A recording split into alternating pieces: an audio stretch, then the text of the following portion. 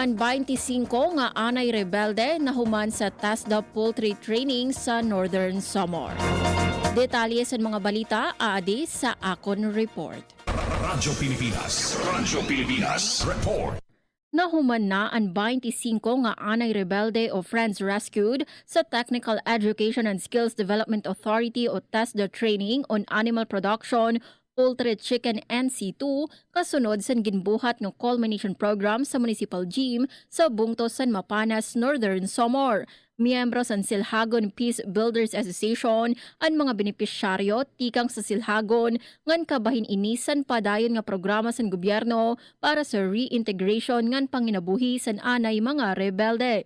Gintutuyo sa programa nga hatagan sira san igo nga kinaadman ngan kapasidad sa poultry production agud magkamayada sira permanente nga panginabuhi ngan makatikang san bag-o nga kinabuhi upod an era pamilya. Kabahin san aktibidad ang pagrekognisar san mga graduado, panhatag san sertipiko, ngan mga mensahe tikang sa magkadrodilain nga mga bisita nga naghatag inspirasyon.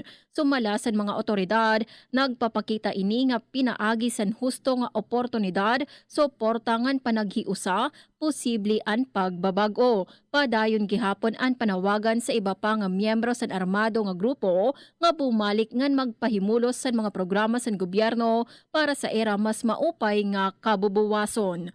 Para sa Bagong Pilipinas, Suzette Pretensio, Radyo Pilipinas, Radyo Publiko, Kalbayog.